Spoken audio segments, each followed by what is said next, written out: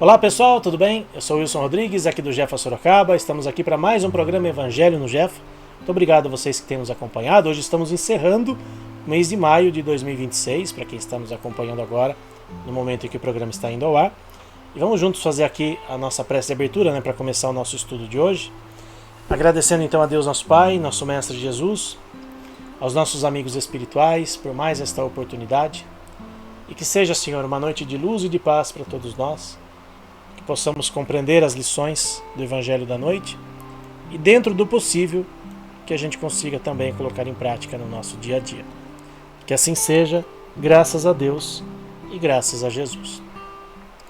Seguindo aqui então a leitura do nosso capítulo 13 do Evangelho segundo o Espiritismo, hoje vamos ler os itens 5 e 6, que é o óbolo da viúva.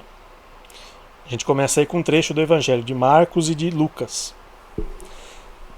Estando Jesus assentado à frente de um gasofilácio, observava de que maneira o povo nele jogava o dinheiro, e como os ricos lá colocavam muito no caso. Vindo, porém, uma pobre viúva, ela colocou apenas 2 pequenas moedas, no valor de poucos centavos. Então, tendo Jesus chamado os seus discípulos, disse-lhes: Eu vos digo em verdade que esta pobre viúva deu mais do que todos os outros que colocaram dinheiro no gasofilácio, pois todos deram de sua abundância, e ela deu de sua indigência, talvez tudo o que tinha, todo o seu sustento. Está lá no Evangelho de Marcos e de Lucas. Vocês viram aqui que tem uma observação aqui, um númerozinho, né?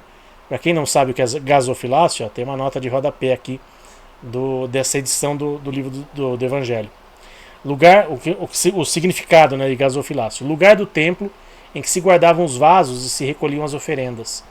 As traduções para o português dos textos bíblicos, tanto do Velho quanto do Novo Testamento, trazem ora cofre de ofertas, ora arca do tesouro.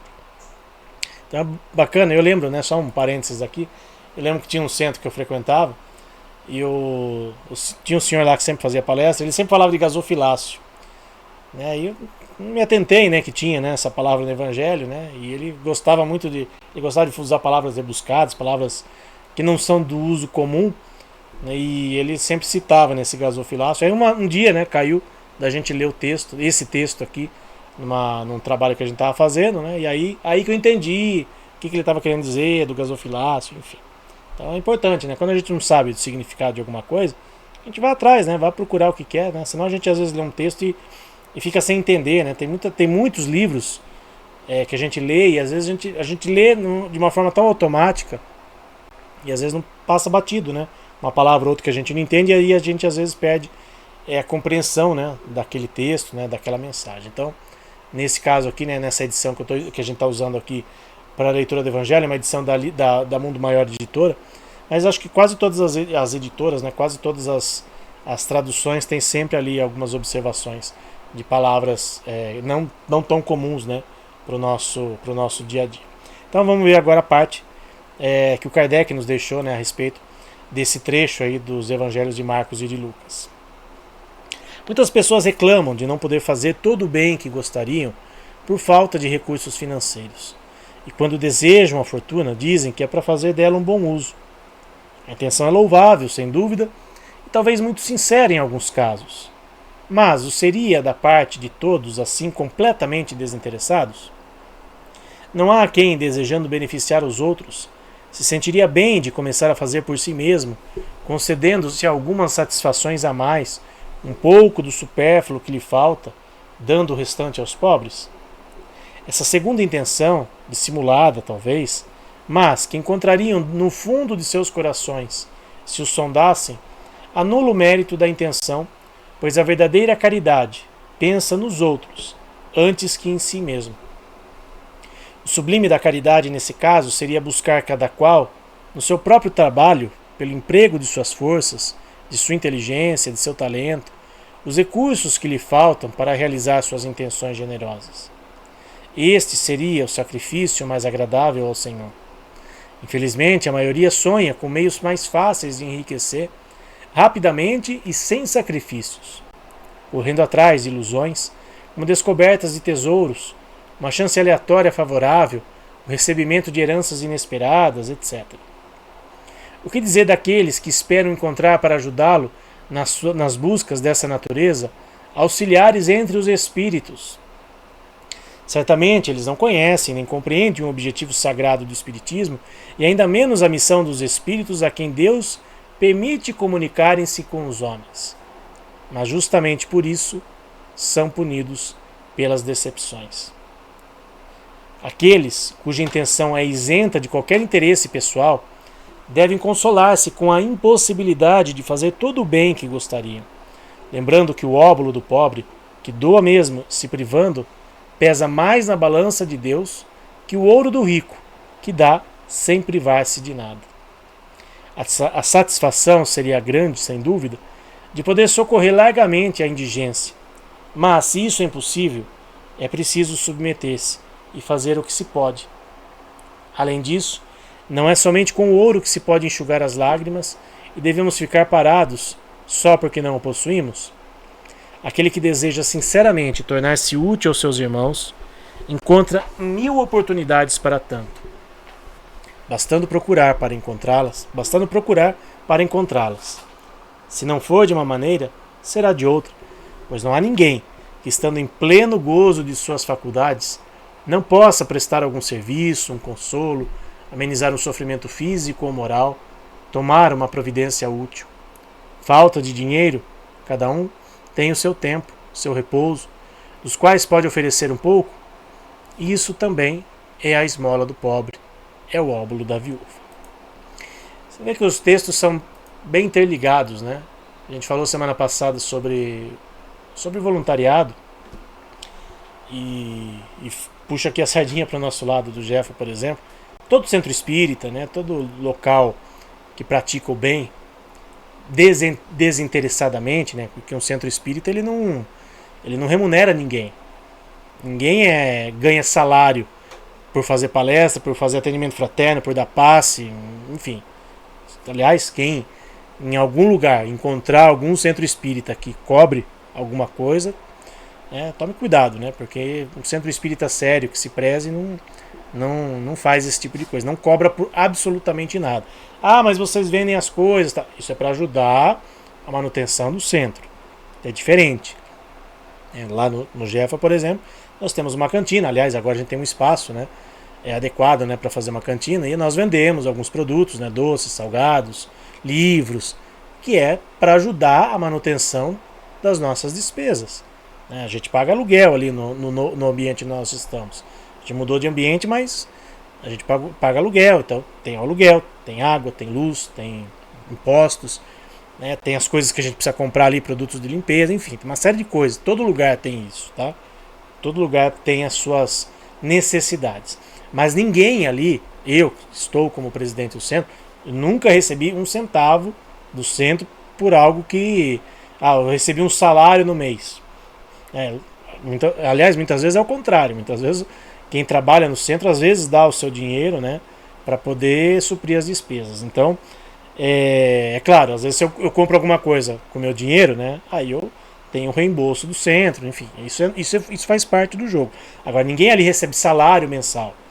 É diferente de algumas igrejas, né, de algumas outras religiões que tem ali a figura, né, da pessoa ali, né, que recebe um salário da igreja, recebe um salário daquele templo. Não vamos entrar aqui nesse mérito.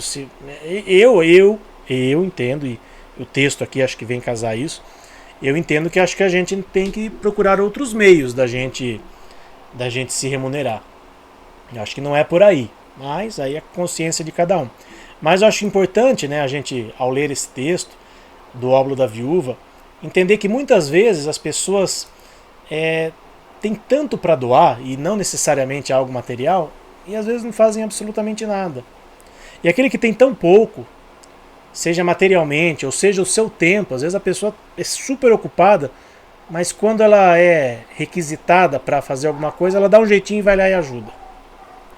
Às vezes a pessoa tem carro, tem todo o conforto do mundo para se deslocar de um local ao outro, mas a pessoa, tá chovendo, tá frio, tá calor, tá muito calor, não vou. E às vezes pessoas pegam 2, 3 ônibus para ir até um local para prestar caridade. Conheço muitos lugares com trabalhadores, com voluntários assim. Tem um centro espírita que eu faço palestra, um dia conversando ali, né? Que a gente troca figurinhas, né? E aí tinha uma pessoa ali, né? Um voluntário ali daquele centro, né? E aí veio lá, cumprimentou a gente e tal. A hora que ela saiu, né? A pessoa com quem eu tava conversando, que era dirigente do centro, falou: tá vendo essa pessoa aí? Ela é mãe de família, trabalha praticamente o dia inteiro.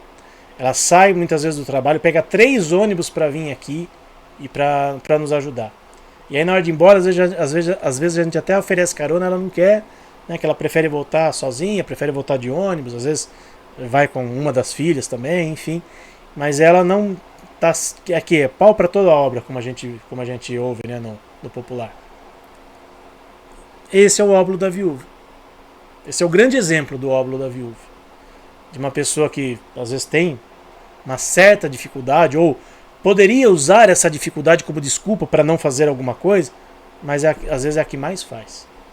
E às vezes quem tem, se apertar um pouquinho aqui, um pouquinho ali, sabe, tem condições, mas não, hoje não. É o livre-arbítrio e a consciência de cada um, mas a nossa consciência será cobrada um dia por aquilo que a gente deixou de fazer. Por deixar ali uma pequena contribuição no gasofilácio espiritual. Porque esse gasofilácio, espiritualmente falando, vai voltar pra gente depois. Todo bem que a gente faz, volta pra gente. E todo bem que a gente deixa de fazer, nossa consciência irá nos cobrar um dia. Puxa, eu tive a oportunidade e não fiz. Triste, muito triste, quando chegar esse momento para essas pessoas. Essa foi a mensagem da noite de hoje, o ensinamento da noite de hoje. Eu convido vocês agora para juntos fazermos as vibrações pelos nossos irmãos animais. Vibremos por todos os animais que vivem na terra, nos rios, nos mares e no ar.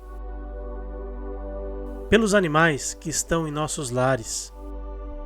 Pelos animais que, mesmo possuindo uma morada, sofrem por negligência e falta de cuidados, amor e respeito. Pelos animais que sofrem maus tratos, humanização excessiva e aqueles que sofreram abandono. Vibremos pelos animais que passam fome, frio, sede, cansaço e tristeza.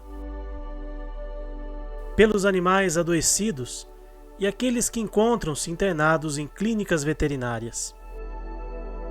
Vibremos pelos animais que são explorados nos zoológicos, nos experimentos laboratoriais, nos espetáculos de entretenimento humano e os que são obrigados ao trabalho incessante sem o respeito às regras de bem-estar animal. Vibremos pelos animais das fazendas pecuárias, granjas e demais locais cuja finalidade é a criação destinada ao abate ou produção de derivados e subprodutos. Vibremos pelos animais silvestres, que são levados pelo tráfico, e por aqueles que sofrem interferências negativas do homem em seu habitat natural, como os animais marinhos, afetados pela poluição, e aqueles que são vítimas de desmatamentos e queimadas. Vibremos por todos os animais que estão nascendo e por aqueles que estão retornando à pátria espiritual, idosos ou não, para que possam receber amor, carinho e proteção. Vibremos também pelas ONGs, protetores individuais e todos aqueles que procuram fazer o bem a nossos irmãos menores, enviando força e discernimento para continuarem o seu trabalho no bem. Por fim, pedimos licença para vibrar pelos animais que estão com os nomes no caderno de vibrações do Jefa, para que recebam a atenção especial das equipes espirituais, para que possam restabelecer a sua saúde através de águas que contenham os medicamentos necessários para o auxílio de seu tratamento veterinário. Que assim seja.